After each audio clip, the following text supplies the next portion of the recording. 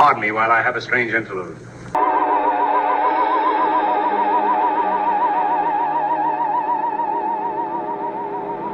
There is nothing else. Life is an obscure hobo bumming a ride on the omnibus of art. Along the misty corridors of time, and in those corridors I see figures, strange figures.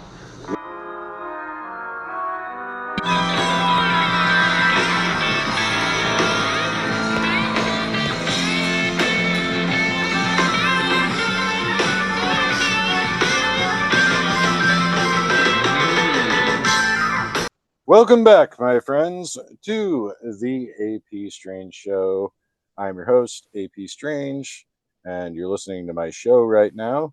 Today's show is brought to you by the Eldritch Horrors of the Deep. So, if you ever feel that creeping anxiety and there's terror beyond comprehension and mind-bending stuff going on, just say thank you for supporting the AP Strange Show and giving him imaginary dollars. So there you go. That's our sponsor.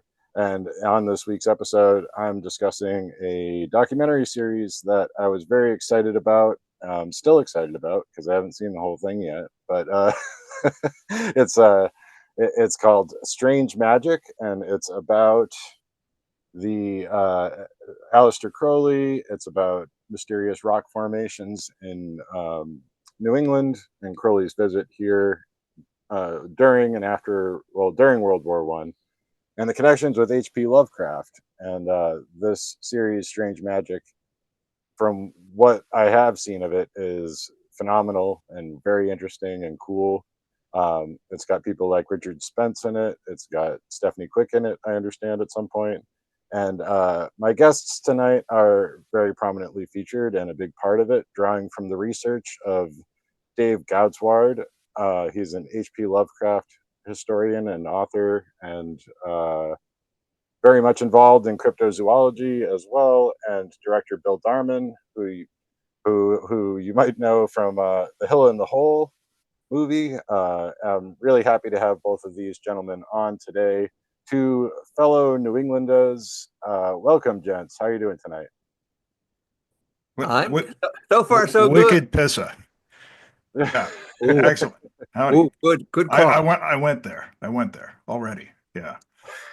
Yep. Good choice. Yeah. Well, see, you might be the first New Englander that I've ever heard say that. Well, I guess maybe not. It's not a thing. Yeah. It's not a thing. Yeah. I say, like, nobody in Massachusetts says that, like, other than ironically, like. Yeah. Yeah. And that's wicked cool.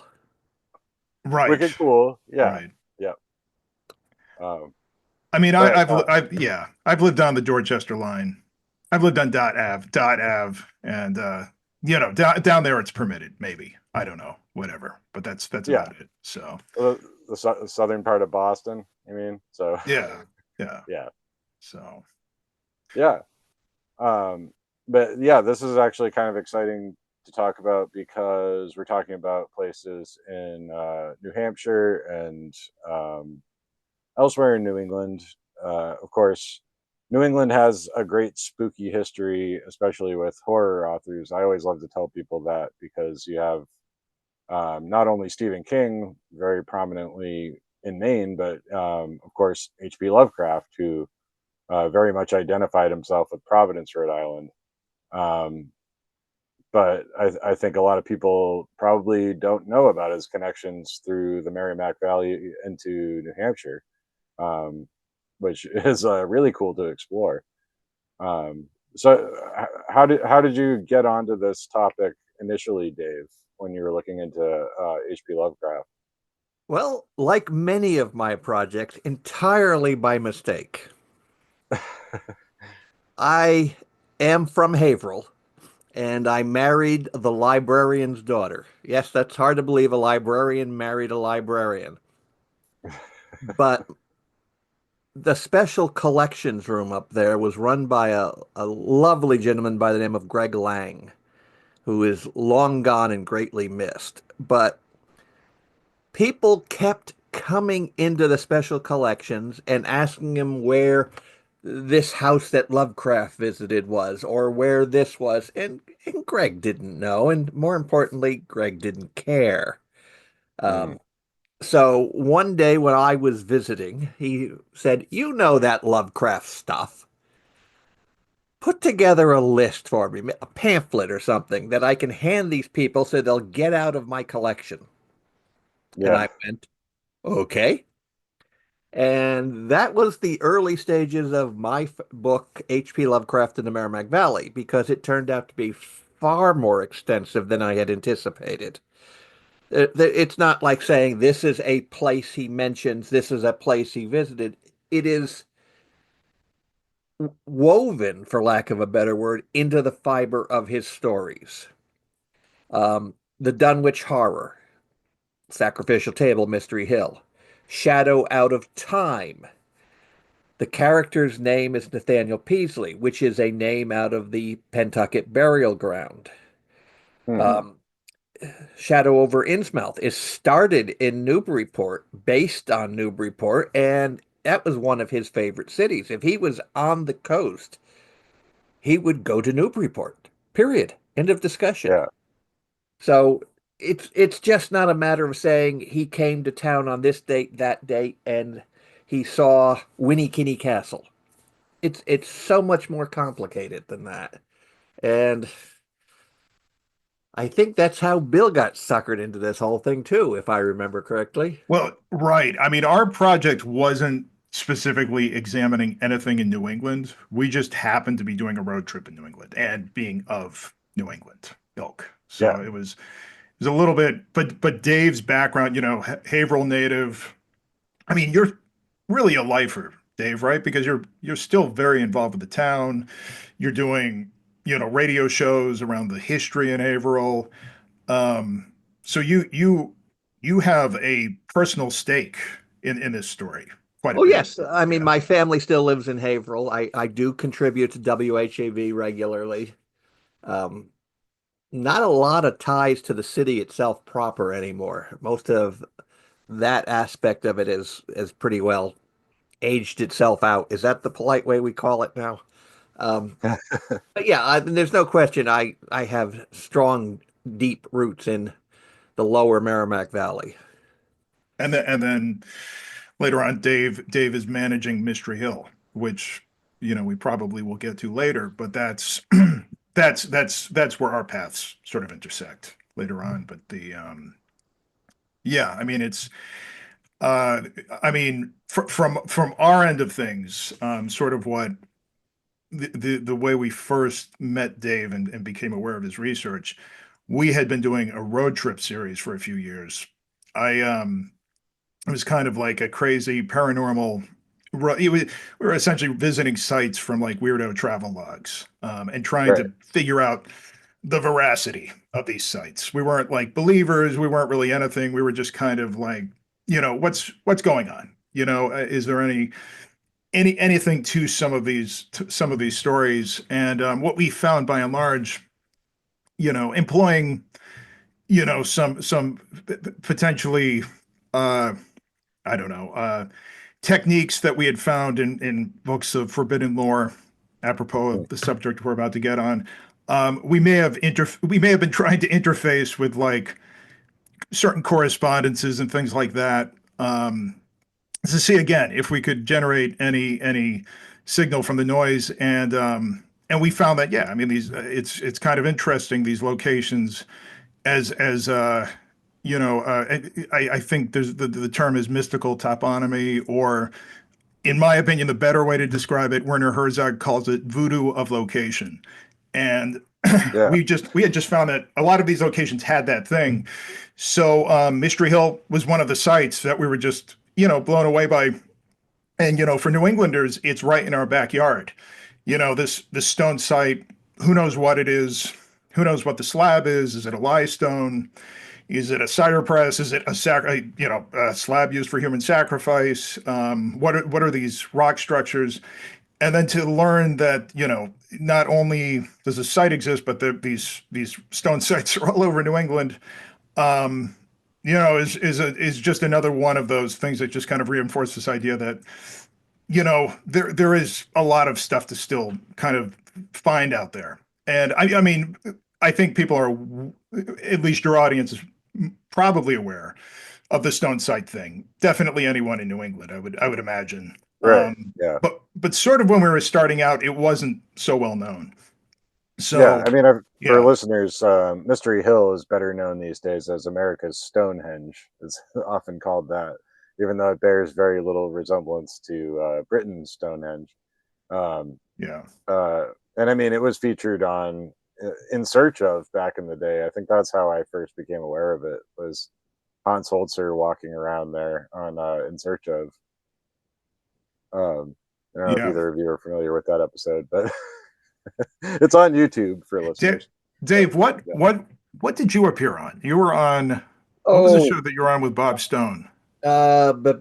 Secrets and Mysteries, which was a Unsolved Mysteries knockoff with Edward Mulhare as the host. Yeah, Which yeah, Oh, okay.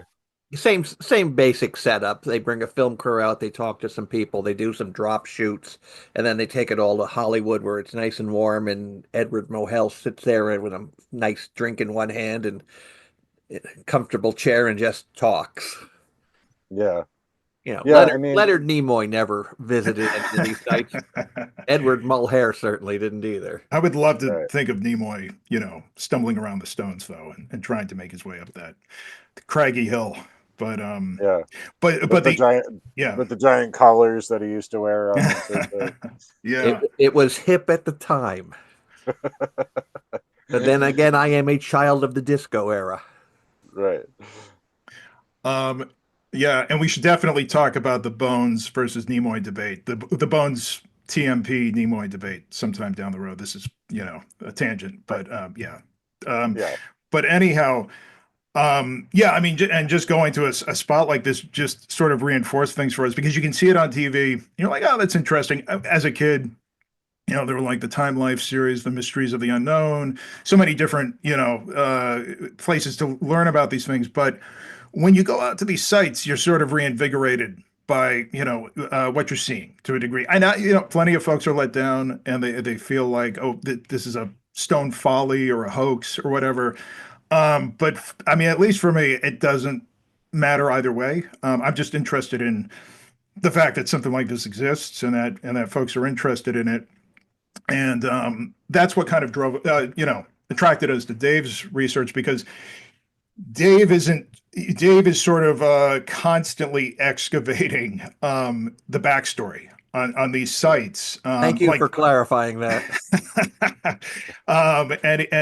he's very, it's hard research. I mean, there's no fluff, and it's so interesting if we get to it in this podcast, or if you end up reading some of Dave's articles, to learn the history of the groups that were involved in this site, and how it sort of created this larger network of researchers, and where the research went, and it went down some questionable avenues. There's no question about it. But just the fact that it excited so many imaginations, and there were so many theories and everything else, and it's all generated by just this collection of rocks. I don't know. I mean, Right. that's kind of Yeah. And interesting. So, the yeah, collection of rocks, as you kind of show at the beginning of the documentary, was just kind of like a picnic spot, picnicking area in Lovecraft's day. It was like not like a huge Yeah, big it had deal. been clear cut by a local timberman, so it was a absolutely fabulous place to get a good scenic vista. Yeah. That's And what I was struck by the first time I went there, was just that view. When you're up on top of the hill, yeah. away from the stones, kind of above the stones, like looking out, you're like, wow, like what a view. And I could yeah. just imagine being there at night and seeing like UFOs flying by. Oh, and Dave has stories. Dave has stories. Oh, Oh, Dave has stories. Um, I'll just make two broad statements there. I saw earthquake lights up there one time. oh wow. Big balls of white light flying silently through the trees on Halloween. Oh wow. Um, there is fault line that runs through this middle of the site, which made it very easy to pry up bars of slab to construct with, but it also has quartz in it. And quartz, when it's on a fault line, is under pressure, and pressure on quartz creates piezoelectric discharge, earthquake lights. That's one story. And I might add, I was going up there about midnight to check on it one more time, because we used to have, for lack of a better name, witch patrols. Yeah. We didn't care if the witches went up there with permission. The problem was people were sneaking up to see the witches who weren't there. And that's an insurance nightmare. At that point, Mystery Hill, excuse me, I should get used to that. America's Stonehenge was being charged as if it were an amusement park by the insurance companies. So all you need is one clown slipping on a rock in the dark. Never mind if they bleed all over a site that might have carbon in it for a future carbon dating. Yeah. In case you think I'm concerned about people. No, it would inconvenience our research. But the other one is the witches. We had a great relationship with them. If they caught wind something was going on, they would warn us. We would have countermeasures in place, such as people sitting up there. But harmonic convergence. Remember the harmonic convergence? Yeah. We had 7,000 people in the parking lot at 2 a.m. waiting to go up at sunrise. At $7 a pop, by the way. That's right. How could that many people even park there? They couldn't. They were parked, triple parked. They had bonfires. And basically, I had sent most of the staff home to get some sleep because they're going to have to be back at 5 a.m. It's me manning the operation versus 7,000 people. Yeah. I still wake up in a cold sweat about that one. And this will be the topic of the prequel to Strange Magick, which is Dazed and Confused, the Mystery Hill story. So I ran for 48 hours without sleep, and that's including a harmonic convergence and a wedding up there. Oh. Yeah, Good times. That's an experience. Good times. Don't miss it much. Yeah, so for listeners that don't know, do you want to just kind of explain a little bit about Mystery Hill, what the stone formations look like up there, and some of the kind of history around that? Oh boy, there goes the next 2 hours. Oh geez. Well, the truncated version, I guess, because we do want people to watch the movie too. So. Yeah. Good thought. Yeah. It is tease them, Dave. Tease them. It is a half-acre of stone structures made of native slabs pried out of the nearby bedrock, apparently built around a 4.5-ton grooved slab on legs, the so-called sacrificial table. That half acre of stone structures is surrounded by a 12-acre series of stone walls with standing stones on them, which have all been deliberately shaped to match horizon features, and they are astronomically aligned to sunsets, lunar, and stellar events. Is that truncated enough? Yeah. I can go further, but that's the nuts and bolts. Yeah. So nobody really knows how old this is, though, right? Like, no, they have carbon datings that go back to at least 2000 BC, but that doesn't establish anything other than there was a wall up there at that time. It's not like there's an arrowhead or a Viking sword or who would be 2000 or bronze Celt up there. It's just somebody was up there 2000 BC. Huh. The site was known locally as Pattee's Caves after the homeowner or the property owner, which was the Pattee family, one of the original settlers in Haverhill. It was just part of the land divisions that were being given out as things got bigger out there. And it stayed in the family for quite a few generations. That's where the story starts that Peter Pattee's son, Jonathan, built the site with his 7 burly sons and his insane brother. Well, he had one son who lived to adulthood and 6 girls, and I don't think the girls were that burly. And so that was the start of it. Eventually, word got out to a antiquarian in Connecticut called William B. Goodwin of the Hartford Goodwins, Yeah. and he bought the small site, the stone site. There was no idea there was a calendar out there, and that's sort of something that's circumstantial evidence. If he had built it, he would have built it on his own land. If he had known it was there, he would have bought more land. Hmm. So he put a Yeah. small fence up around it, and he owned it until he died. It was given, willed to Malcolm Pearson, his assistant, who sold it to Bob Stone. It's been in the Stone family ever since. That's Okay. the and Yeah. And right. And over the past, since Goodwin, the site's been reconstructed, or it's undergone quite a bit of reconstruction. So let's just say yeah, Goodwin had a very clear image of who he thought built it, which of course originally he bought it because he thought it was Vikings. It was his proof of Vinland. And Yeah. that didn't work because he had decided that Portsmouth Harbor was Vinland. So he decided it was 9th century Caldi monks escaping the Vikings. That's why all these stone ruins were along Indian trails inland, away from the boats and ships and marauding Vikings. Uh, It's really nice retrofitting your theory to make it fit. right.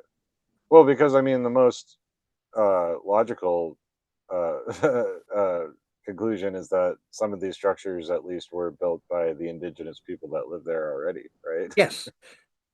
See, but he thought the exact opposite way. He thought the monks had this massive missionary network set up, and they would build the stone sites along the Indian trails. Not that Right. the Indian trails had stone sites on them. Yeah. Well, I mean, I could almost see the logic because you do see that in Europe, like places that were like pagan centers. Sometimes they would build a cathedral on top of it, right. um, Yeah. to establish that kind of dominance. But and which seems kind of ill-advised, I guess, in some ways. Well, there are a number of reasons for that location to be like a sacred site. Definitely. I mean, Dave, you mentioned the quartz deposit. Yeah, I mean, Uh, a yeah. magnetic pulse, tectonic stress syndrome. It's by a neurologist by the name of Michael Persinger. And what he discovered was that, and I'm going to give his rationale, and I applied it to Mystery Hill. So, in case somebody takes offense at me using Persinger, Persinger had a theory that earthquake activity was related to UFO sightings. Hmm. And his theory was that the earthquake was releasing magnetic energy into the air as part of the piezo discharge, similar. And Right. it was affecting people's brains. Now, if it happened in the colonial period, you were attacked by a demon. If it happened in Europe during the Middle Ages, you had a vision. Hmm. If it happened to a group of people, it became a holy place.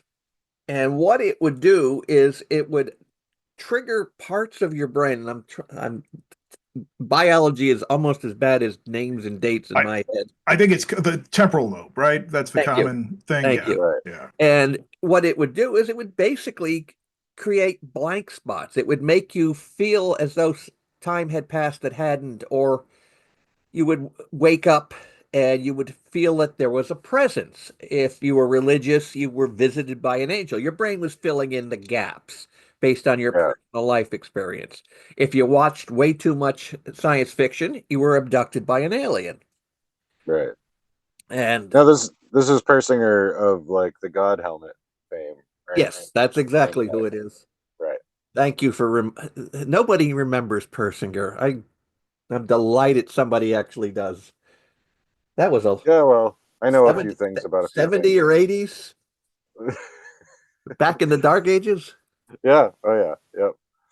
But yeah, Um, and I apply that to Mystery Hill because of the fault line. it makes sense because I mean, even just the piezoelectric discharge that you talk about, or even just in the ancient time, the fact that these rocks were so easy to pull out of the ground. It's like gifts Mhm. from the earth, you know. Um, And, there is a you know, magical element to that. That's also has mundane explanations, but it's still pretty profound, you know. well, Mystery Hill is built on a Pluton, which is, as explained to me once elegantly, it's basically a geologic equivalent of a blood blister. Huh. And it's newer rock. And the Pluton up there has a higher level of magnetite.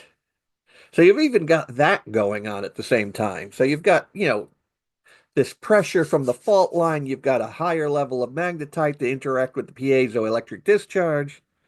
It's it sounds like there might be something there. Yeah. But you look at all the other sites of stone sites, there are none left. They've all been destroyed over the years. I mean, let's face it, if you have a choice between saving a stone hut and putting up a shopping center, you know who won. Right. So It Well, the should. yeah, It. we see Yeah. that all over the country with like the old The mounds, like the mounds. mound Yeah. builders. Like a lot of Yeah. those are just gone now because they Yeah. wanted to raise it and put a golf course there instead. You know? yeah, Or military base. I don't know Yeah, if that's proven, but that yeah. So the only other big site I can think of in New England, and Bill, you've done more paranormal tourism than I have, is the Gunjewump site down in New Connecticut. well, you visited Gunjewump. I've never. I mean, I've attempted, but that's like you have to do like a reserved guided tour for that. But you, Dave, you have stories about going down there with Andy Rithovius, correct? Yeah, I have Yeah. stories about stories. So, Well, and we might be getting ahead of well, ourselves a little I've bit, been but there. yeah. I've been to Gunjewant before. and I was there back when in the good old days when Dave Barron ran the Gunjewump Society, and Yeah, of course now it's basically become a historical preservation society, almost entirely indigenous pro. And yeah, but back then there were things like the Cliff of Sorrows where they would see responses on people going near it that were emotional, emotional in response to being near a particular collection of rocks. And of course the carvings and all that. It I am what they refer to as an unwilling skeptic, but boy, Gunjewump, that one still makes me a little itchy to look into it more. yeah. It has a weird energy to it, and it's a lot like Mystery Hill. Some of the stone structures there. I mean, like I guess you're not really supposed to, but I went like down in one of them. And I Yeah. hear nothing. Yeah. Um, and what we found was how acoustic these places are. Yeah. Like, there was one kind of like stone structure that was sort of just like a mound. You could go down in it, and there was a small hole. Yeah. And it reminded me of like the tunnel part of the structure next to the sacrificial table has a small hole, and like the acoustics of those stones, Mm-hmm. if you're just speaking in there, it projects out so that your voice sounds like way louder than it should. Yeah. You know, Yeah. yeah, really cool stuff. There's a chamber, and is it the Hopkinson's chamber? Is that the official name for it in Uh, Hopkinton? Which they built the park around it, and then oh, they closed the they park. called it the Yeah, Pearson Chamber, the but Pearson Chamber. Yeah, Hopkinton's not the town. Because it was on property owned by the Malcolm Pearson, right, and right. that's kind of what got him into the whole getting involved with William Goodwin. Boy, we're name dropping left and right here tonight, aren't we? Yeah, Well, the yeah. Well, anyhow, the Pearson Chamber, same thing. They actually built a park around it, but it's structurally unsound. So the yeah, park plans were canceled. I went in actually with my family, not realizing this, and it's similar. There's a small hole on top of it. This one is very large. You can stand up inside of it, and yeah, no, it's interesting the weird consistencies between the chambers. Yeah. right. Definitely. So I don't have the literature in front of me anymore, but if I remember correctly, um, an astronomer by the name of Vance Teedy did some work at Gunjewamp and discovered that all of the chamber windows were oriented to the east. It's Upton, Massachusetts, by the way. Upton, Okay. yes, the That Upton was going to Chamber. bother me till it came to Yeah, me. yeah. But Fiction writers or artists are drawn to these areas, and Upton is really interesting. The hills surrounding Upton, right? They have, I believe they have standing stones, and there are astronomical significances around there. I don't know a lot about Upton, but it's interesting that that would be, a setting, fictional setting, similar to Mystery Hill, because Dave's theory, and right now it's only a theory, right, Dave? I mean, I think there's a lot of evidence backing up the theory, but Dave's theory is that H.P. Lovecraft visited Mystery Hill, prior to writing the Dunwich Horror, and that served as inspiration for the sacrificial stone table on Sentinel Hill in the Dunwich Horror. yes. And there's so much debate over where that inspiration came from. And but as you start to think about why Lovecraft might have been drawn to that area, and specifically the mysterious figure, not mysterious to you, Dave, because you've been writing about her for decades, but to others, very mysterious correspondent that I think most Lovecraft scholars are aware of Myrna Little's significance to Lovecraft, because I mean she definitely had a very significant early impact on him and his writing. And then you start to think that this is more than a theory. This is, he was, there were so many reasons he would have been drawn to this site. And then you have this correspondent who would have been motivated, and she lived roughly, I think we say 5 miles in the documentary, but really it's just a few miles. It's a 5-minute drive, Yeah. So And more importantly, off-street yeah. parking. Right. Even in the middle of nowhere, New Hampshire. That's important. Right. I mean, it's a the central road there. What is that? 101, but it was before it was, yeah. It's 111 now, but 111, it would have been 111 and then turn onto Haver Road, which of course would bring you into the parking lot at Mystery Hill, which was about where the local public school was, which meant there was a path the kids would go up there to play during lunch break. So you even had a path right up to the top of the hill.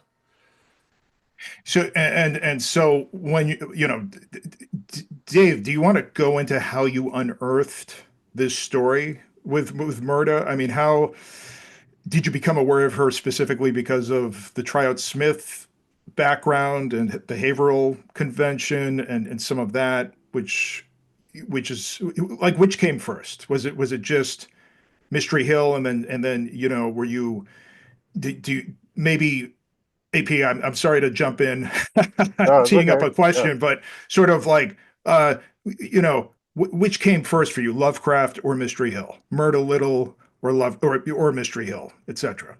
Well, Lovecraft at Mystery Hill came first because that was when the Necronomicons were still taking place in Danvers. This is not the new series that takes place in Providence.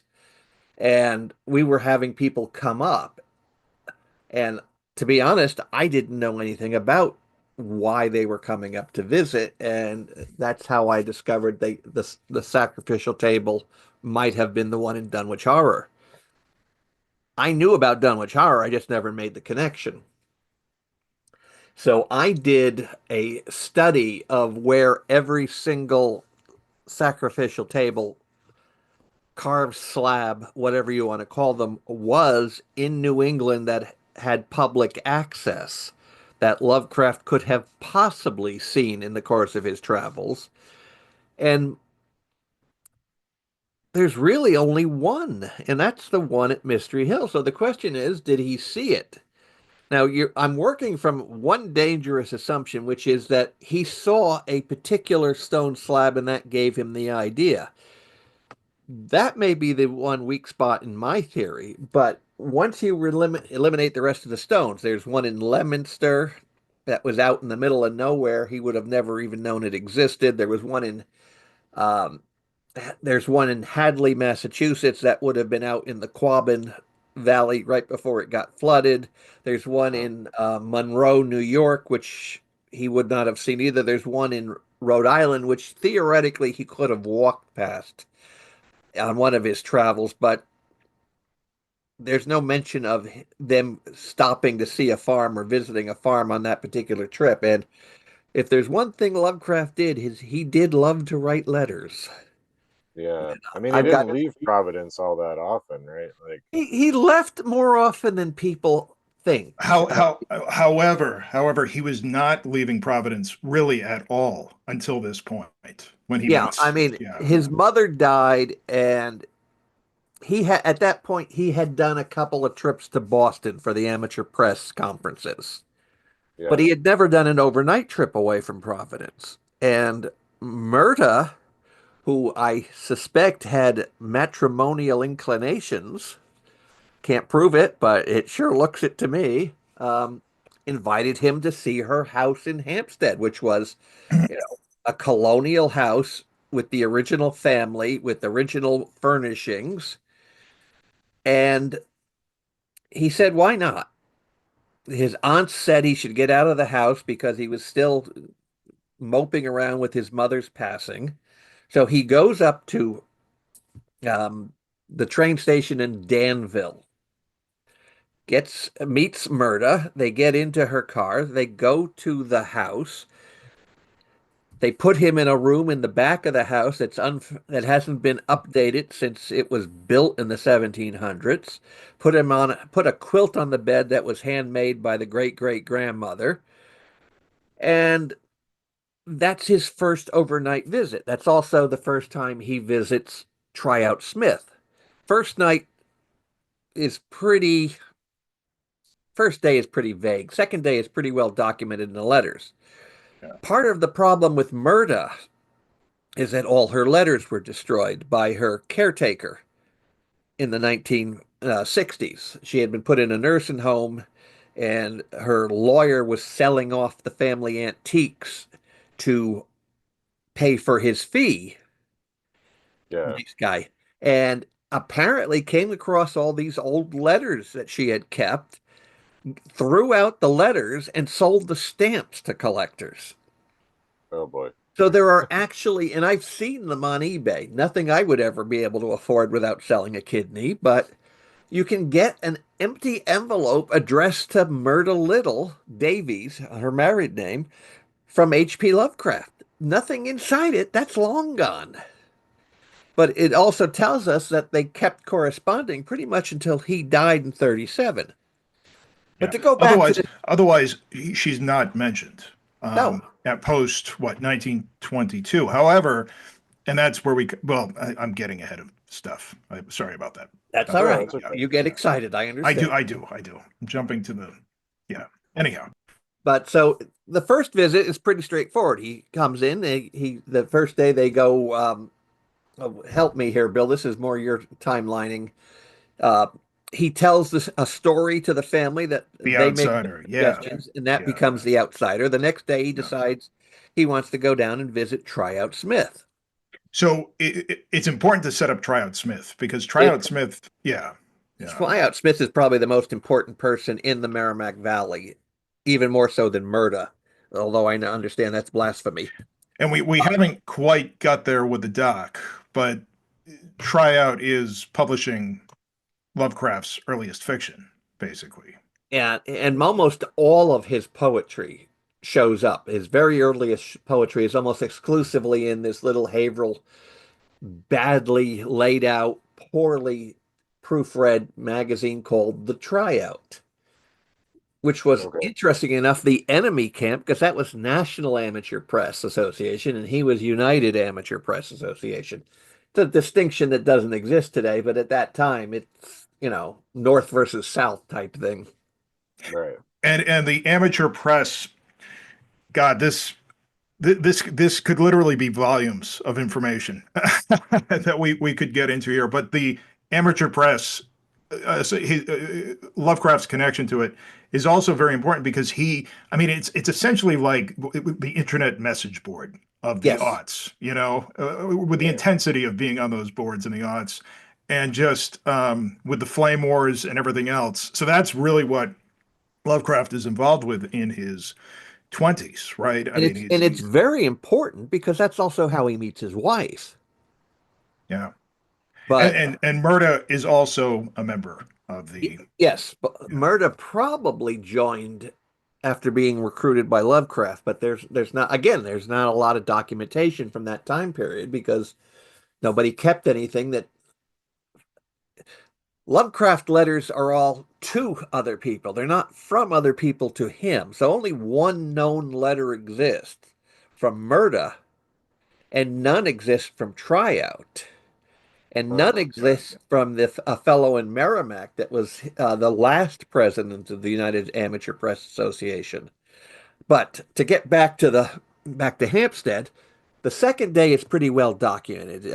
He jokingly wrote it up as a report called the Haverhill Convention.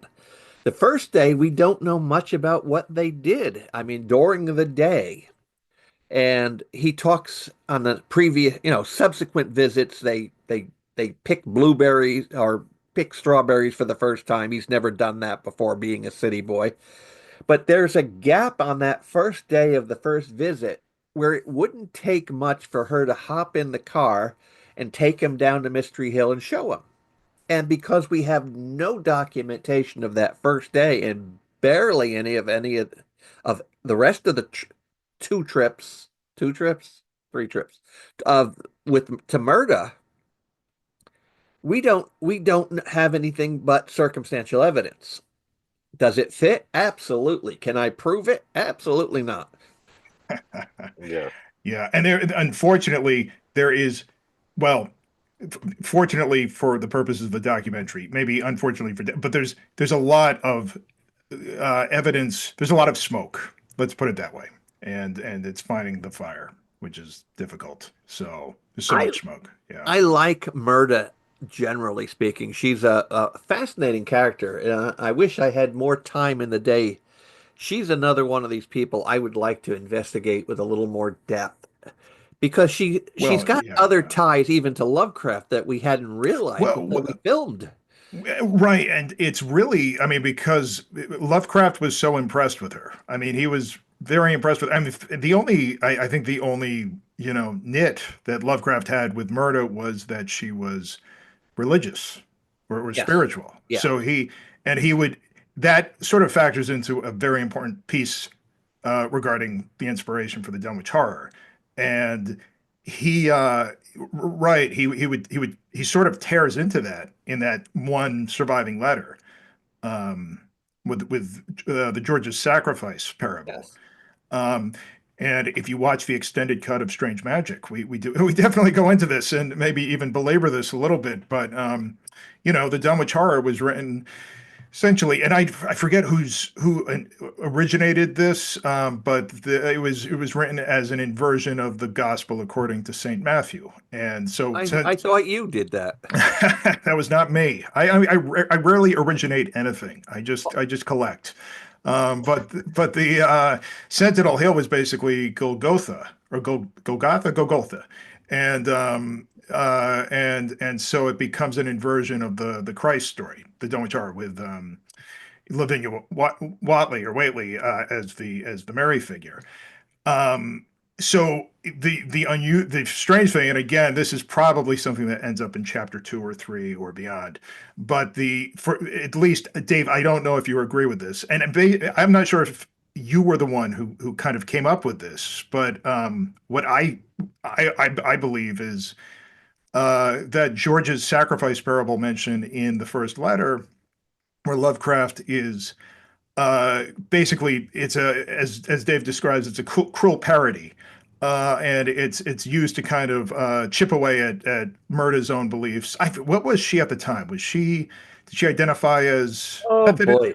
Yeah, she was. Yeah, she kind of went through phases of stuff. Murda was looking for spirituality, and as a result of that, she's a YMCA, whatever religion that is, I've forgotten already. She's a Methodist. She's teaching at a Presbyterian church college. She's out in California. She was Yeah, going to be a missionary teacher in Turkey, which was, I believe, Baptist. But then the Turkish War broke out, which is how she ended up back in Hampstead. Right. So she was definitely exploring this, and Lovecraft tears right into it in the letter. I mean, and it's interesting that apparently they don't correspond. They break up after 3 visits. So it seems like there's a rather intense period between them, and they break up, and then Lovecraft instantly rebounds, and he's secretly married Sonia Green. Now that's an important point because so many folks, I think the Lovecraft academic world would counter this whole theory by saying, well, it's not in the letters, so it didn't happen. But his friends also admit, and I'm not sure if his friends admit that they had no idea he was going to marry Sonia Green. So he definitely was sort of very gentlemanly and reticent about certain matters, probably surrounding romantic. He was very things. compartmentalized. I mean, the people whose letters exist, all 26 volumes of them, are all a very specific type of correspondent. There's nobody in there that would, I've been seeing this girl, or Hazel Heald wants me to go visit her, or so I can try her chicken salad, or this. He's not mentioning anybody who is a love interest, potential love interest, or who thinks they're a love interest. Right. Now, I don't think murder was a date. Yeah. I don't think murder was actually romantically, and I don't think Lovecraft even noticed. The story I tell is they were in Merrimack, and she and her mother, being blue-blooded colonial, rented a colonial structure that's in there. It's called the Sawyer House. It's still there, privately owned. You can't get in. I would trade my eye teeth to get in there for a minute. Cool. But they cooked him a traditional colonial meal using the colonial kettles and the colonial fireplace, and he tucked into it and had a lovely meal and thanked them nicely, and then left to go visit Edgar Davis, who was a protege of his who lived about half-mile up the road. I think it is at that point Murder gets the idea that this ain't happening.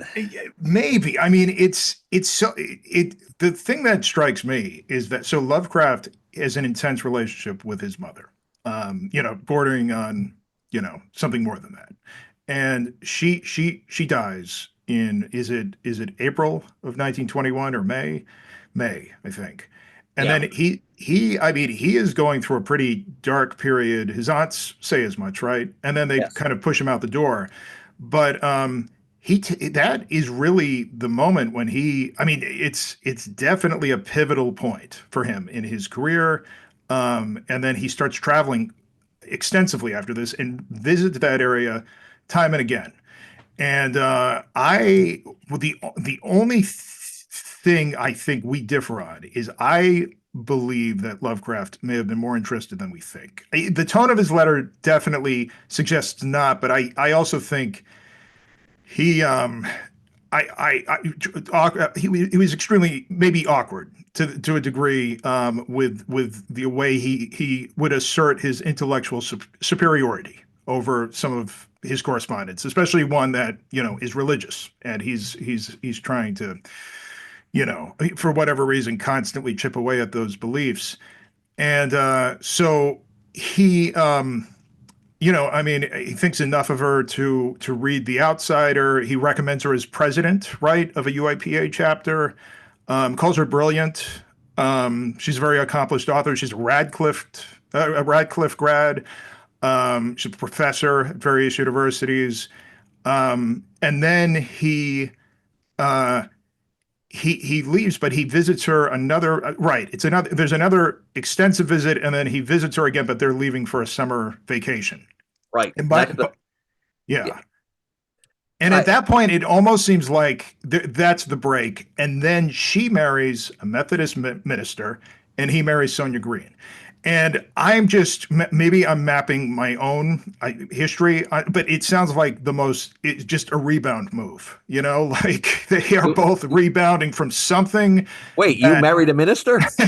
Yes, I don't want to. Let's talk about that on another show. It's long and anyhow, but but the whole thing, that history there, it seems to explode and unravel, and then he's married Sonia Green, and even his friends are surprised at this. And I am definitely filling in a lot of blanks and things. And this probably could be easily resolved, with a few of Lovecraft's letters or whatever. But it almost seems to me that there's the break with them, and then they don't have any obvious correspondence for another 6 years or so. And then you locate this empty envelope that's postmarked August of 1928, which is the month that Lovecraft is circulating the Dunwich Horror among his inner circle, the Lovecraft circle, Yes. and this is addressed to Myrna Little. So he's included her as part of the circle to review this manuscript that is an inversion of the Christ story, this gospel according to St. Matthew, in a weird sort of reflection of what he did, or a sequel to the George's sacrifice parable in the original letter. And almost, I mean, because, and we mentioned this in the doc, because her life story sort of maps onto, she had a child that had genetic defects, and she was caring for this child. And I mean, it would be a brutal sort of unrequited love missive that he had fired at her, but it almost seems to me that the Dunwich Horror is his ultimate fuck you to Myrna Little. That's the only way I can put it. I mean, it's if that's what it is, and it may not be, but that's what it impressed. Like when I read that story in the context of if he was inspired by this visit to Mystery Hill, if he does come back to this area repeatedly after they have this break, he visits Magnolia Beach with Sonia Green. You recently wrote the article about the sea monster sighting. And Dave stopped. Dave's never gone this long without saying something. So I feel like I've already walked on some toes. Have we? Yeah. If I could jump in for a second, yeah, you might want to. Yeah. I think it's important to note that this time period that we're talking about, and correct me if I'm wrong, but this is kind of like a formative time for him in the stories that he would come up with later. And right, like, I mean, this was prior to his weird fiction, the cosmic horror. Yeah, and it kind of depends on whose research you're looking at. As far as, for instance, S.T. Joshi is concerned, it's not until Lovecraft and Sonia divorce, quote unquote, and he moves back to Providence, that you start seeing the classic, the Call of Cthulhu, the Shadows over Innsmouth, all these stories start being produced. His most creative period starts when he's back in Providence and alone. Yeah. Which, I don't know. There's one point I'll add to Bill's text. As Bill noted, we don't always agree on all these details. He tends to be able to fill things in dramatically that I can't back historically, and I'm okay with that. I have no reputation to tarnish, so maybe that's the you think I do? But the point I think it's important to make is, during her lifetime, Myrna Little was a far more successful writer than Lovecraft ever was. Mm-hmm. She was churning out material for magazines. She was doing syndicated episodic stories in McClure syndicate newspapers, which means she had stuff running across the country simultaneously. She was much more successful and being paid, more importantly. Lovecraft never got to that point. Right. I mean, most of the stories that he's famous for became like cult followings later that solidified his reputation and stature in the history of horror. I personally think Lovecraft was an amateur writer, at least in his head. He was an amateur writer versus Myrna being a professional writer. Myrna wrote professionally and occasionally did freebies for the amateur group. Lovecraft was an amateur writer, tried and true, columnist, author, who just occasionally happened to publish in Weird Tales. Yeah. And I think if you look at him from that perspective, I don't know, maybe Bill's onto something, a little bit of professional jealousy as well. Yeah.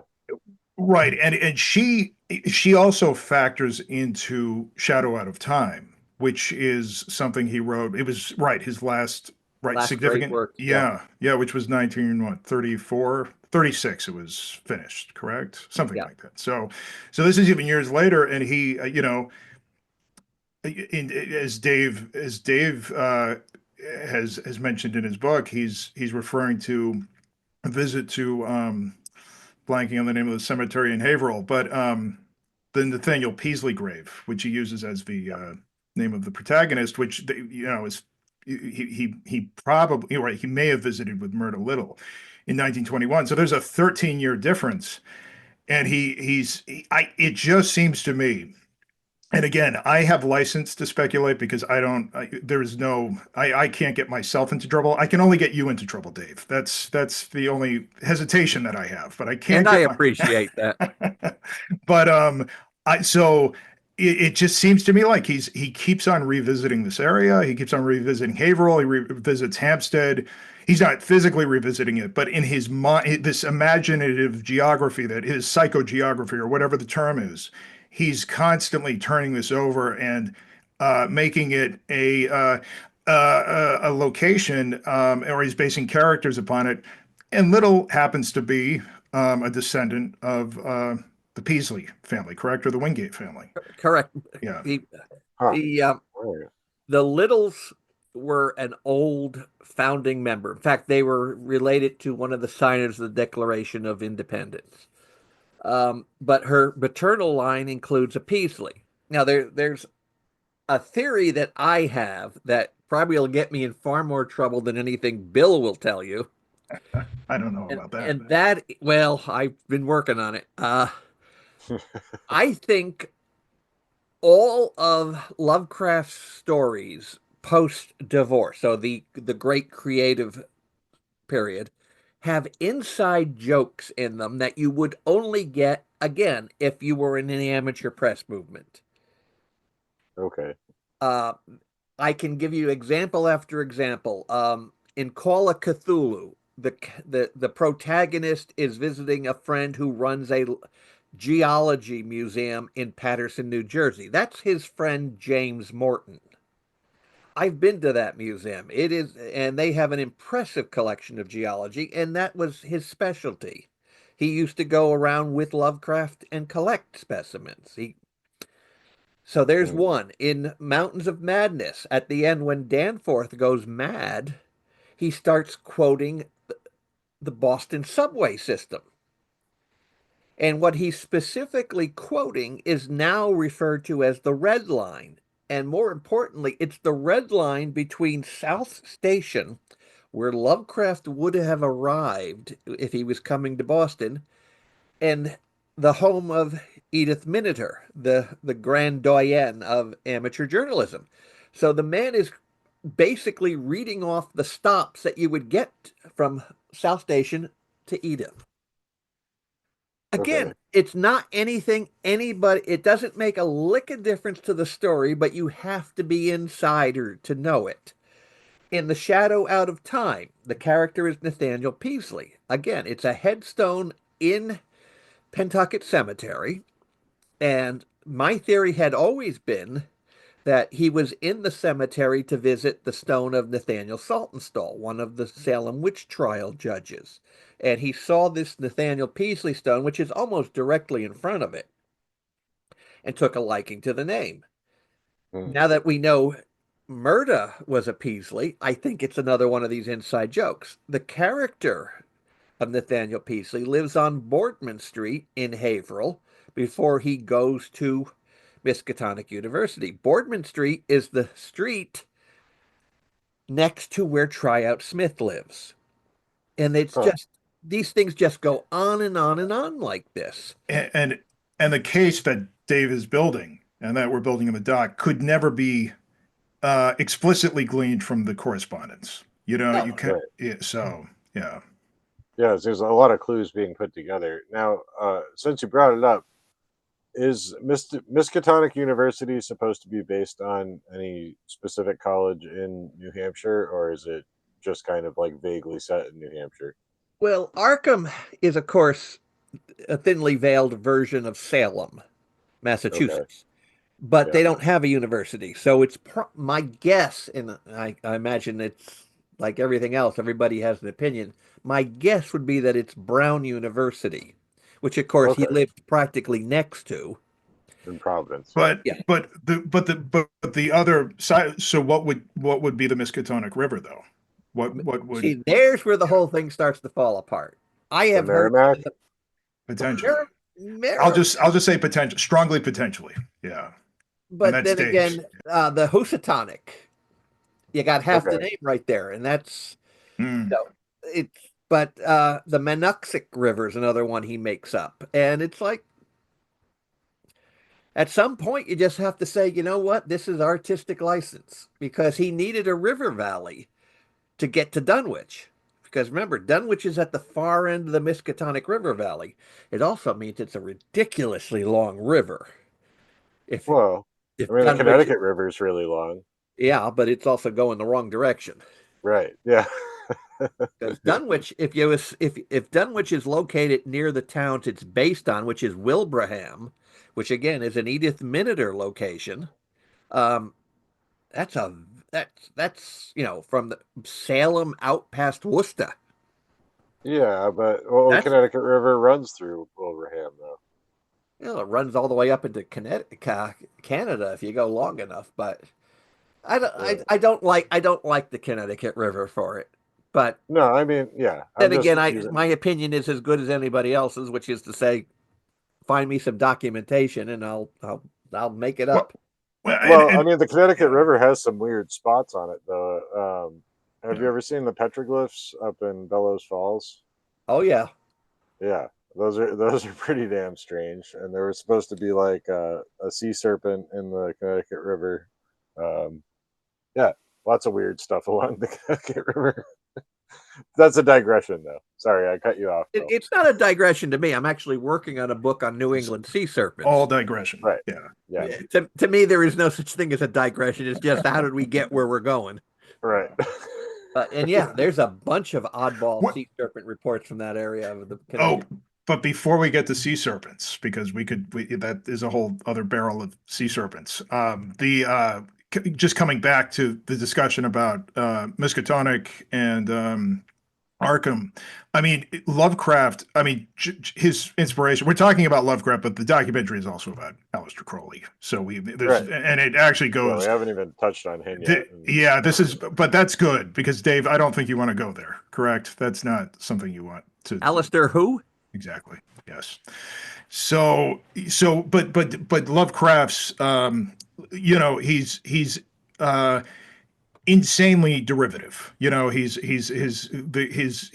It's like crazy pastiche. His stories of his influences and the places he's visited and characters in his life and inside jokes and things like that. So it could be all of these elements in this weird, mishmash.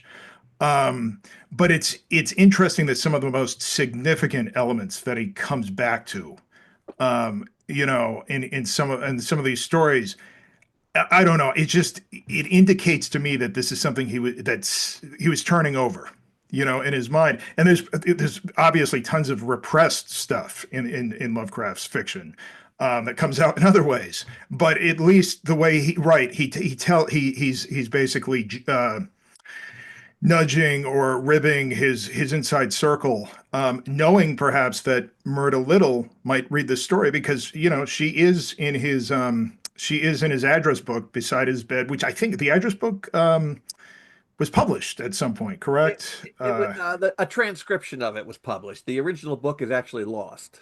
So on his deathbed, her name Myrna Little Davies at the time is 1937. Yeah. So this is this is 15 years after they had this supposed split, and we don't know. I mean, a lot of the correspondence was also, I think, burned in a bonfire by Sonia Green. So there's a gap. Yeah, thank There's August Derleth for that. so there's a giant gap that we're trying to sort of fill in this massive gap by saying that, well, the fiction might also have some, something, a story to tell. And that's what I find interesting about Dave, about, the case you're making for the inside jokes and things like that. But I think a lot, it also indicates to me that he was turning over this Haverhill visit quite a bit, or these visits, with Myrna Little, and she had impressed him quite a bit. And I don't know. I mean, I've been reading Lovecraft since I was 13 or 14. And, I think The Outsider was one of the first stories that I wrote. And that was, I mean, I don't think it's considered a greater Lovecraft work, but it's definitely a very impactful story. It's the inspiration for possibly Stuart Gordon's, freakiest freak out movie, Castle Freak. It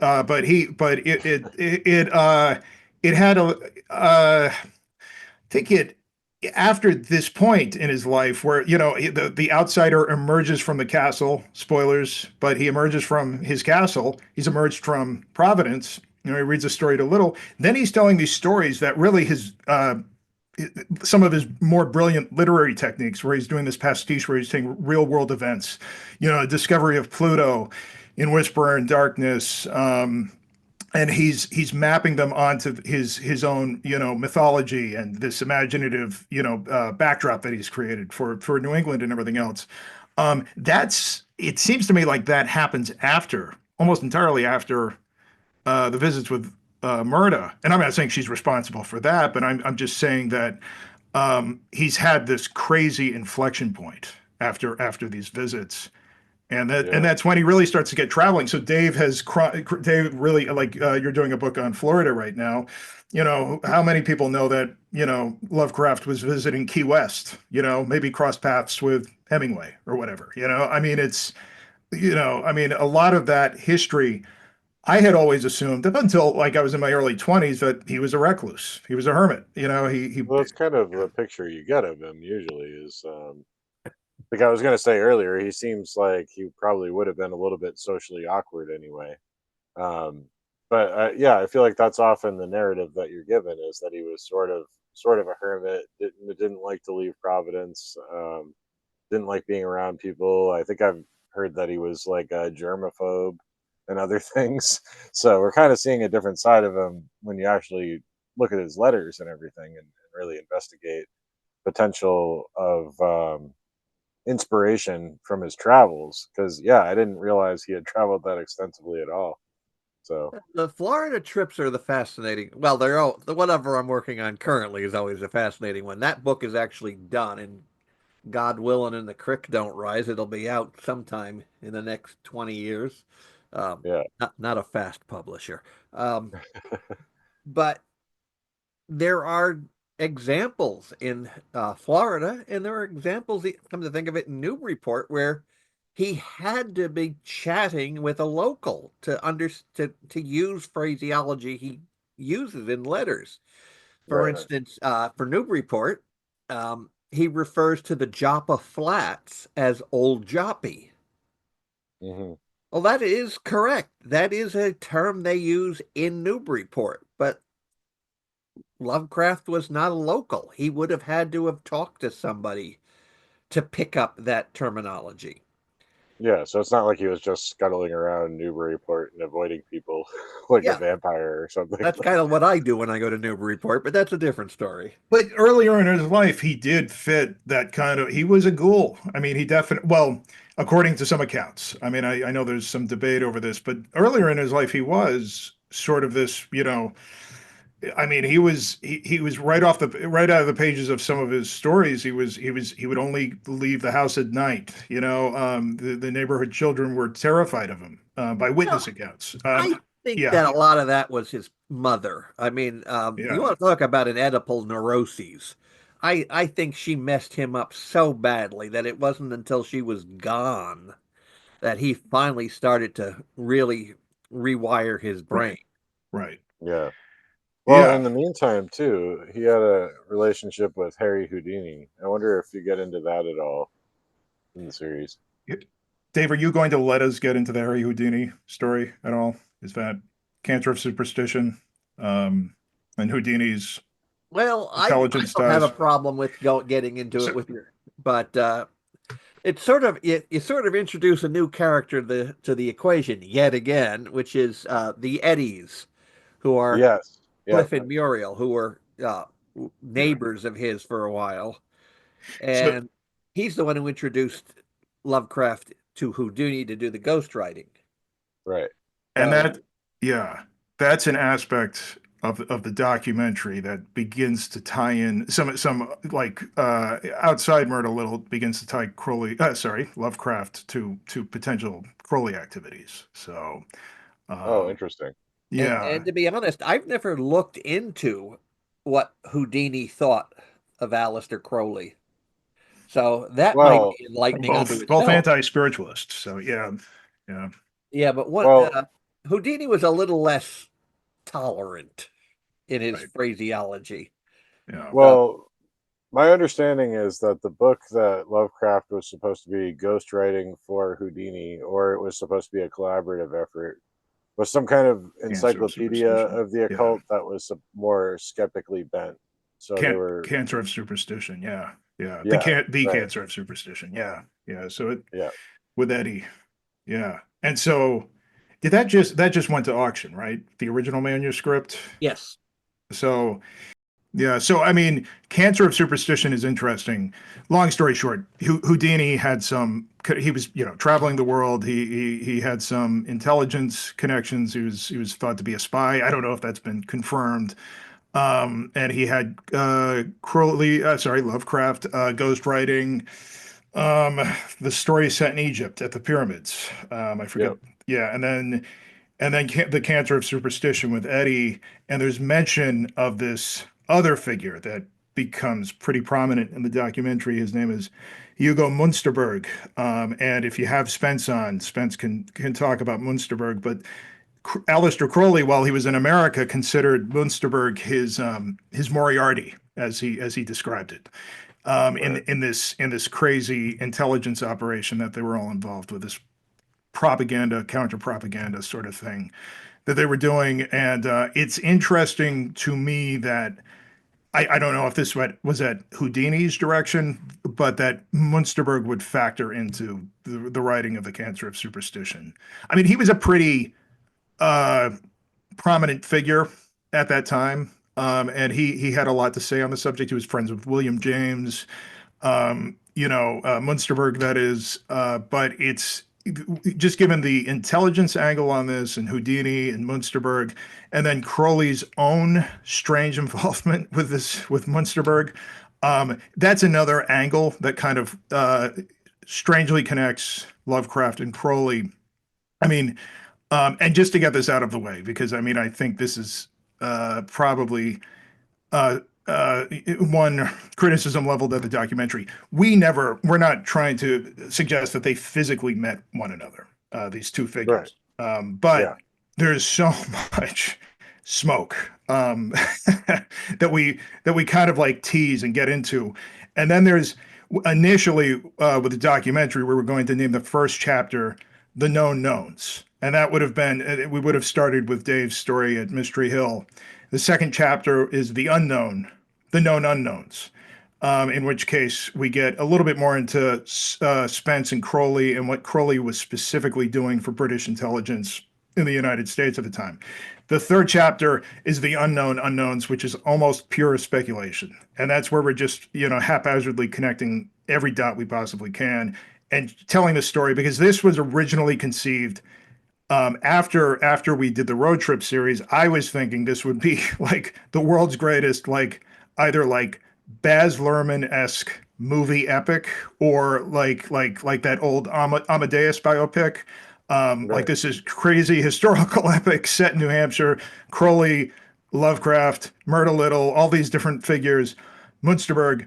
or a Broadway play or something. It just has this operatic, epic sort of aspect in my mind. Like I'm just, I have no business doing research. I just want to, paint things pretty large and big. So that last chapter is where we kind of go for broke. And Dave's probably dreading that last chapter of the thing. So, but there's a lot. Only if I Yeah. actually have to do research for it. Right, right.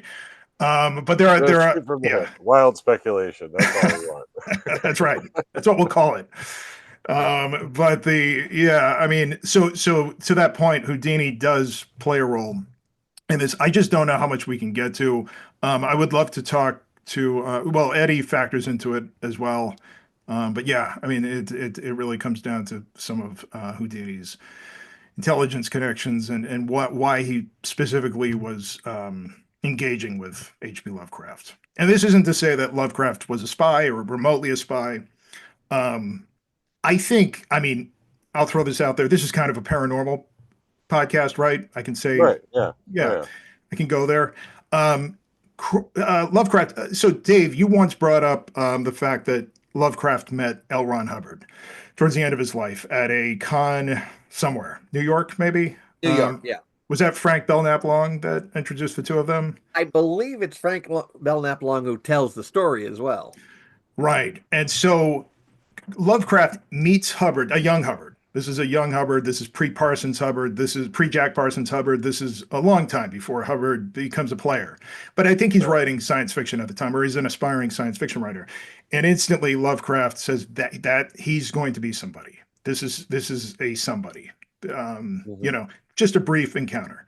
And I feel like Lovecraft, if having this like metacognitive sort of like ability, mutant metacognitive, call it psychic powers, call it whatever. I think Lovecraft, at the very least, and possibly because of all this repressed stuff going on, maybe I don't want to go totally Sprague de Camp on. Please don't. The whole thing, which gets into like Freudian interpretations of Lovecraft stories, but he just had so much going on, and he made these really unusual connections, and his stories almost suggest that he had an awareness of things. I'll just say it. The other half of his story, we kind of get into it in the prologue, is that there was this German sabotage operation in America, sabotaging munition sites in America during World War I. And one of these stories converges on a series of murders that happened around 1916 when Aleister Crowley was in New Hampshire. I'm not suggesting that Crowley was responsible for these murders, but these murders were tied into the sabotage operation with these spies. There's all kinds of other elements. And Crowley writes, I'm sorry, Lovecraft, I keep doing that. Lovecraft he writes Whisper in Darkness, which sort of suggests Whisper in Darkness, some of the details of the location, Brattleboro, this murder happens, the town next door, Jaffrey, and involves a wireless device, which is, a pretty important piece in the Whisper in Darkness story.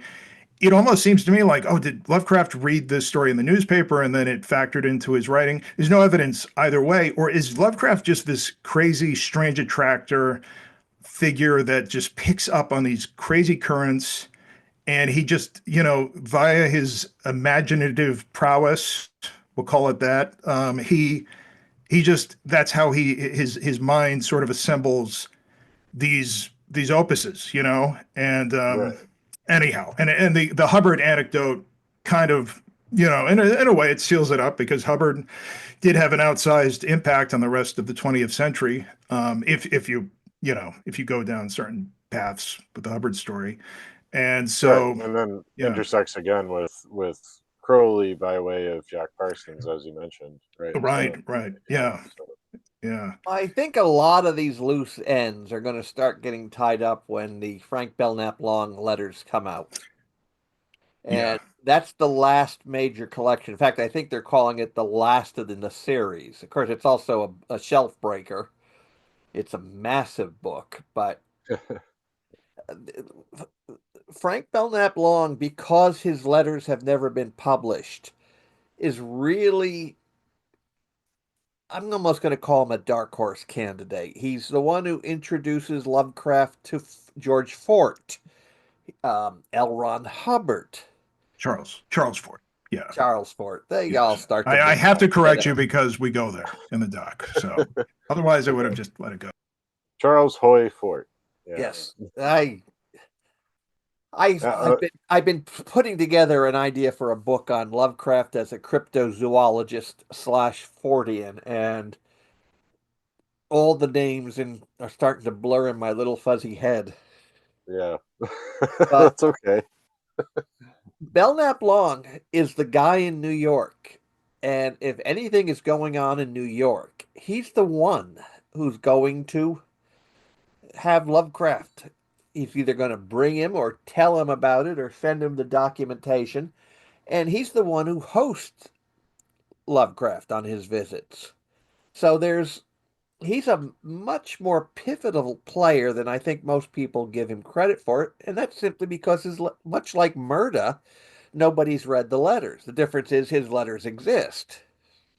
Yeah, Yeah. Long wrote a bio about Lovecraft, which really, in a way, it kind of so there were two biographies in the 70s, right? It was L. Sprague de Camp and it was Frank Belknap. Did Long write his bio in response to de Camp's Yes, bio? it was Yeah. stated to be a response to the nonsense that DeCamp put out. So de Camp really, tore down Lovecraft's sort of the Lovecraft legend in his biography, or attempted to. And Frank Belknap Long said, "Wait a minute, I knew him personally, The and there's so and, much more to this, yeah, and the So story, to be honest, they rushed it out. I mean, it's through Arkham House, of course. And it's not bad. It's just it really could have used an extra few weeks of editing. The example I use is Lovecraft went with the Longs to Onset on Hmm. the elbow of the Cape, and they were exploring cemeteries. And Frank said, would you be afraid of a ghost if you saw one?" And as they're saying, Lovecraft's going, "Of course not. There's no such thing." The fog is rolling in off the ocean, and it suddenly briefly forms a man-like shape behind Lovecraft and completely freaks Frank Belknap Long out. Wow. And but he misplaces the story. He says it's in Newburyport, which the Long family never visited. So you've got to read it, but yeah, you also have to there's know the material before you discrepancies. can read it. And I found, as just purely impartial, because I don't have a horse in that race really, but Long really heroizes Lovecraft in certain respects. Oh yeah. He talks about how, the racism in his letters, which DeCamp really gets into in his biography. And, Long says, well, to be fair, that was in his correspondence. Otherwise, Lovecraft was very gentlemanly. Long was very progressive, as were a number of Lovecraft's friends. And, he calls it a disease of the intellect, that, apologizing for Lovecraft, basically. So he definitely he's heroizing Lovecraft in his stories. But, so many people who knew Lovecraft directly only have these warm memories about him. They have differing opinions on his laugh and maybe, various other things. He's supposed to laugh like a horse or whatever, or he was charming and then this. But they all seem to have like these really warm feelings for him. I mean, Eddie's wife, right? Muriel Eddie, Yep. is that correct? Yep. Her recollections. I mean, my God, it's like they had something going on, on the side. And you never get that impression of Lovecraft from reading his stories, even from his correspondence. I had to go to the camp book. So when we were trying to figure out how to cast the role of Lovecraft, which is insanely difficult because there's never been a good Lovecraft Mhm. depiction, we just gave up because he's basically like, he has these Mark Zuckerberg esque expressions, like blank sort of. I don't mean to compare him to the Zuck, but if we're Yeah. just getting brass tacks in terms of what we do when we were trying to figure out how to portray him, we're like, we need to find somebody who can give the Zuck, because the Zuck has certain facial features, and occasionally his face goes slack like a reptilian, and you see that occasionally in Lovecraft's photos. That's all we have to base anything on, but it wasn't quite right. It was almost like we were digging Lovecraft a little bit. So we just gave up and we turned him into sort of like a supernatural figure. But we were still attempting to go back to like witness testimony, because it seems like that gives, I'm not saying it's more accurate, but at least beyond some this way of like over intellectualizing who he was and what his character was like and how he behaved. At least the witness testimony is pretty straightforward and consistent across the board, from all these various people that he spoke like a dictionary, laughed like a horse. But then, when he was younger, he was sort of a scary figure, according to the children that would meet him. After he had dropped out of high school, he was on his way to going to Brown University, and he had, I think, a nervous breakdown when he was 15 or 16, and he fell out of view. And then he reemerges later in his 20s, but for like a long time, he's just this underground character. And you also read accounts of some of his friends from high school inviting him to join various clubs and things like that, giving speeches. So they respected him. They respected him as this he was a pretty brainy dude, and really outspoken.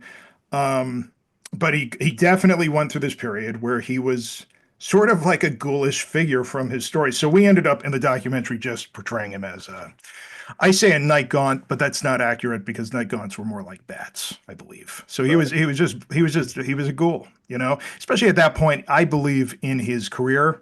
And again, we have zero budget to do this anyhow, so we just slapped on a lot of face paint and shoe polish and things like that. I think it looks really good. Yeah, I think it's really cool. And the guy that plays Crowley looks really cool too. And that's a whole different story. But yeah, that actor is he's been studying Crowley. I've known him for decades, and I met him in high school, and he was reciting Crowley's poetry when he was like 17. So always I was like, that's the guy who's going to play. That's a chick magnet right there. Right. Yes. Now, just as a point aside, because Bill's the one who didn't want to talk all night. L. Sprague de Camp's is not a hatchet job, per se. He did the same thing to Robert Howard. The difference is not as many people who knew Robert Howard were willing to talk to him. So it's not a hatchet job as much as it's a armchair, degreeless psychiatric study by a basically bad writer. Yeah. I mean, he was the editor of like some pretty famous sci-fi publications too, right? So he had kind of like a lot of sway, but not one of the better sci-fi writers necessarily. Editors shouldn't write and writers shouldn't edit. Yeah. But I mean, I brought this up in a different episode just in passing. When you talk about the spy angle, there's just this brief passage in Lawrence Wright's book about Scientology, Going Clear, where L. Ron Hubbard and L. Sprague de Camp are part of some kind of like think tank for the Office of Naval Intelligence, which was like all sci-fi writers put together in this one group, but it doesn't explain what they were up to. So, yeah, like, writing sci-fi for the government for reasons during the era of MK Ultra. Well, so let's just, Well, they were having those meetings, in California? I mean, that's what led to him meeting Hubbard meeting Jack Parsons, right? These sci-fi sci-fi writer gatherings in California. Actually, the figure that I mentioned to you on Facebook, Maurice Doreal, was also present at some of those meetings. And yeah, it's a little, Doreal's cult has a lot of interesting tangents with Scientology and Hubbard. In fact, Doreal's texts are kept under glass at Brigham Young University. So I don't know what to make of it either, but it's, I don't know. We're definitely not the guys to ask, right, Dave, about that? That's a little out of my pay rate. But Spence could probably comment on this. So yeah, yeah, it's interesting to note anyway. But yeah, how all these characters kind of intermingle with each other down through time. Very strange stuff. Um, but I mean, speaking of cults, there was a cult based on Heinlein as well. I think wasn't there was like a church based on Stranger in a Strange Land. Um, That doesn't surprise me. I think Jacques Vallée writes about it in some of his books. That doesn't Church surprise of me either. Church of Melchizedek. Yeah, I don't. Yeah, I so much. I mean, they.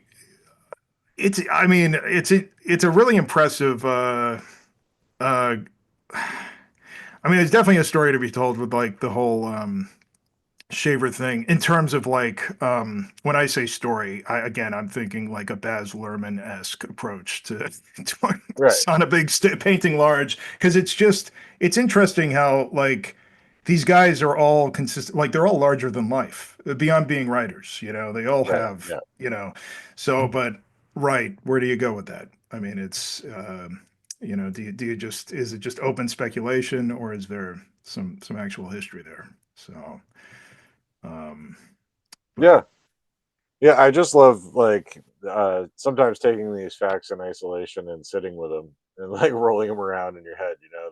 That's kind of what I tend to do with this stuff. um, and seeing how these things repeat down through history, and not necessarily directly connected ways, but sometimes very interesting numinous ways. So yeah, no, it's definitely a mind trap. I don't know. That's how it feels. It's impossible to put it down. We've been doing this, Dave, for 10 years. We met Dave in 2013, 13, right after the Necronomicon that fall. And That's right, my last Necronomicon. so Dave gave a presentation at that Necronomicon about the stone tables. Were you talking about? I wasn't at that presentation. Kyle was, but that was the murder. Was the Murder Little story covered there as well, or was that Oh just yeah, at I mean Mystery Hill? Yeah, the booklet. What I don't even remember the name of the pamphlet I put out. Uh, God, what is the name of that silly thing? It's like the little book, the little one. yeah, right. This is what happens when you break 20, 25 books. You start to forget the names of your children. yeah, Uh, it's a self-published little booklet because my paper, because I had published previously on the topic, didn't qualify for the proceedings for the symposium. So out of spite, I published it anyway. yeah, That's kind of my brand. And this might be a good point to kind of close discussion on, but we were specifically there about another sacrificial slab that at the time Dave was not aware of. And we were investigating this slab further north of Mystery Hill, um, which Aleister Crowley was supposed to have visited. And so when we heard his presentation, and especially the name Myrna Little, bells kind of went off for some reason. Maybe in the same way that when Lovecraft met Hubbard, there was just something there. Spines started tingling, eyes went wide, and we were like, we have something here," because um, Little eventually becomes connected with this area surrounding Mount Shaw, where this sacrificial slab is in Ossipee, and that is part 25 of the documentary series. We'll eventually get there, but basically everything converges on this region. It's an extinct mega volcano north of Lake Winnipesaukee called the Ossipee Ring Dike, and specifically its highest point, which is Mount Shaw. And the German sabotage operation, Myrna Little, Aleister Crowley, potentially H.P. Lovecraft's imagination, just all of this stuff swirls around into this vortex of like human sacrifice, espionage, Crowley's Moonchild, and another silent film which he openly borrowed from or stole for his inspiration for things like the Black Brotherhood and other elements, and it just comes together in this caldera of, I don't know what it is, but it could be pure nonsense, but that's where things, just to provide a tease of where things are going, and I hope we wrap it up within the next year or so. That's eventually where we're headed with this documentary, is the Ossipee Triangle, which is mentioned Yeah. in the documentary. So Yeah, awesome. I mean, yeah, it does seem like this has been a crazy labor of love, and kind of a convergence of two different crazy labors of love, where you guys kind of fell onto the same trail, and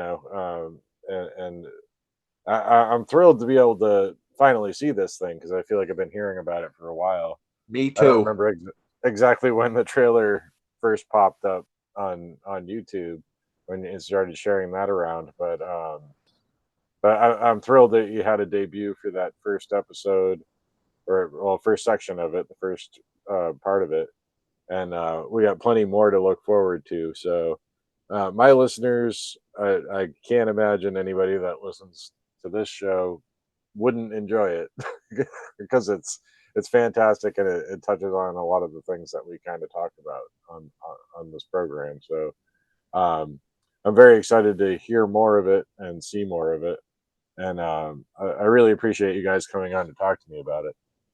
oh, thank you so much, AP. This was fantastic. I'm glad we talked to you first. I think this is our first actual publicity for this, correct, Oh Dave? wow! We weren't planning on premiering this last week. There are certain factors that came into play as to why we did that. So it's cool. We had no real strategy or plan. We were sort of doing it as a test. I'll put it that way. So it's awesome that could discuss this with you.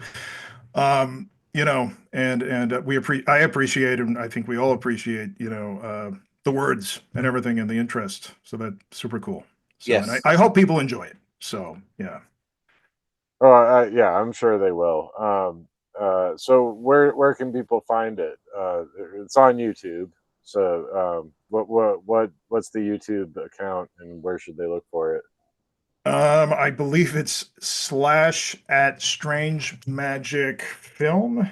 Again, we need to hire a publicist. Definitely. At Strange Magic with a K. Strange Right. Magick Film. So youtube.com / Strange Magick Film. And if that's too difficult, and love for me, that's barely literacy computer wise. I You can either go to my Facebook page or Bill's, and the link is just right on the front page. Just scroll down 3 or 4 messages, and you'll find us. We're mostly interested in folks just discovering it, coming in cold and being like, "What the actual hell am I watching?" That Right. is ideally what we would like to see with just about everything we do. So, Well, I feel like I was about to say, when you were saying this was the first publicity you've done for it, is these things tend to happen organically, or at least the best stuff happens organically. That is kind of how I feel about it. So, yeah, yeah, Yeah. yeah, very cool. No, thank you so much, AP. So, oh, you're Indeed. very welcome. And otherwise, like, where can people keep up? I know you said Facebook. Are you guys elsewhere on social media where they can keep up with happenings or new episodes or books or anything like that? I'm all over the place. I'm on Facebook. I'm on Blue Sky. I think I'm on Twitter still. The fact that I call it Twitter probably tells you something right there. Yeah. But I use the same handle everywhere. I just use my last name. So if you can figure out how to spell my last name, you can find me just about anywhere. I'll put it in the show notes. The Good spelling. thought. Yeah. And Bill, is there anywhere else to follow you? I've Instagram been or anything? I've been weaning myself off the socials. I'm trying to figure out what we are on Instagram, as I believe at Strange Magick. I can neither confirm nor deny that. This is not good at all. This is the homework I should have been doing prior to the podcast. Strange Magick. Where are we on Instagram? We are Strange Magick documentary. Probably Strange Magick Film as well on Instagram. If you find us, I congratulations. That's how I would put that. But Yeah, look up Strange Magick with a K. just Google Yeah. that. I think we come right up on search. So Well, with a CK, right? CK, correct. Right. Yeah. Not in place Yeah, of it. yeah. I just quick on Instagram. It is Strange Magic Film with a K. Yeah. Yep. Yeah. Yep. Okay. Well, wonderful, guys. Thanks again for coming on, and I look forward to more. Awesome. Thank you. Always a pleasure to get out there and aimlessly talk around Bill. Huge. Same.